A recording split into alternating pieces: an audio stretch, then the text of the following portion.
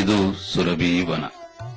ಮೂಡಬಿದ್ರೆ ಮಂಗಳೂರು ದಾರಿಯ ಎಡಪದವು ಗಂಜಿ ಮಠದ ಮಧ್ಯೆ ಇರುವ ಕೊಂಪದವು ಗ್ರಾಮ ಪಂಚಾಯತ್ ವ್ಯಾಪ್ತಿಯಲ್ಲಿ ಈ ಗೋ ಸಂರಕ್ಷಣಾ ಕೇಂದ್ರವಿದೆ.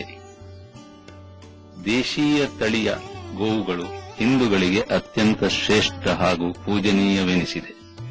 ಪುರಾಣಗಳಲ್ಲೂ ಗೋವುಗಳ ಶ್ರೇಷ್ಠತೆ ಪ್ರತಿಬಿಂಬಿತವಾಗಿದೆ.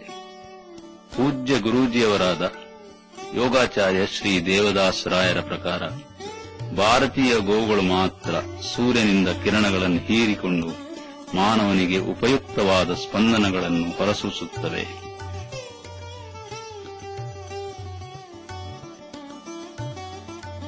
ಶ್ರೀ ಶಕ್ತಿದರ್ಶನ ಯೋಗಾಶ್ರಮಕ್ಕೆ ಆಗಾಗ್ಗೆ ಭೇಟಿ ನೀಡುವ ಪೂಜ್ಯ ದೇವರ ಹಂಸಬಾಬಾರವರು 600ಕ್ಕೂ ಮಿಕ್ಕಿ ಗೋವುಗಳಿಗೆ ವಿಂಧ್ಯಾಚಲದಲ್ಲಿ ಆಶ್ರಯವನ್ನಿತ್ತಿದ್ದಾರೆ. ಅವರು ಗೋವುಗಳಿಗೆ ಆಹಾರವನ್ನು ನೀಡದೆ ತಾವು ಸ್ವತಃ ಆಹಾರ ಸೇವಿಸುವುದಿಲ್ಲ. ಭಾರತೀಯ ವೈದ್ಯ ಪದ್ಧತಿಯು ಗೋ ಉತ್ಪನ್ನಗಳಿಂದ ಮಾನವನ ಅನೇಕ ರೋಗ ನಿರೋಧಕ ಔಷಧಗಳ ತಯಾರಿಕೆಗೆ ಮಹತ್ವ ನೀಡಿದೆ.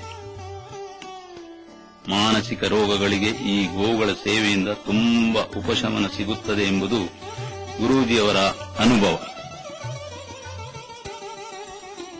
ದಕ್ಷಿಣ ಕನ್ನಡದ ಮೂಲ ತಳಿಯಾದ ಕಪಿಲ ಮತ್ತು ಗುಜರಾತದ ಕಚ್ನ ಮೂಲ ತಳಿಯಾದ ಗೀರ್, ಕಾಮಧೇನು ಇವು ಸೂರ್ಯನ ಕಿರಣದಿಂದ ಬಂಗಾರದ ಕ್ಷಾರವನ್ನು ತಯಾರಿಸುತ್ತವೆ. ಈ ಬಂಗಾರದ ಕ್ಷಾರವು ಅನೇಕ ಔಷಧೀಯ ತಯಾರಿಕೆಯಲ್ಲಿ ಮಹತ್ವ ಸ್ಥಾನವನ್ನು ಪಡೆದಿದೆ. ಶ್ರೀ ಶಕ್ತಿದರ್ಶನ ಯೋಗಾಶ್ರಮವು ಕಾಮಧೇನು, ಕಪಿಲ, ಕಾಂಕ್ರೇಜ್, ದೇವನಿ ಮತ್ತು ತಾರ್ ಪಾರ್ಕರ್ ಮೊದಲಾದ ದೇಶೀಯ ತಳಿಗಳ ಸುಮಾರು 55 ಹಸುಗಳಿಗೆ ಆಶ್ರಯವನ್ನಿತ್ತಿದೆ.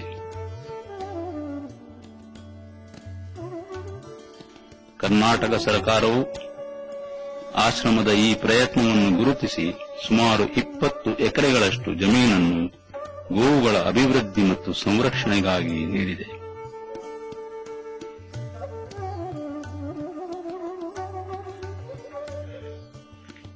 ಈ ಸುರಭಿ ವನದ ಗೋಶಾಲೆಯನ್ನು ಹೊಸನಗರದ ಪೂಜ್ಯ ಶ್ರೀ ರಾಘವೇಶ್ವರ ಭಾರತಿ ಸ್ವಾಮೀಜಿಯವರು ಉದ್ಘಾಟಿಸಿ ಆಶೀರ್ವದಿಸಿರುತ್ತಾರೆ.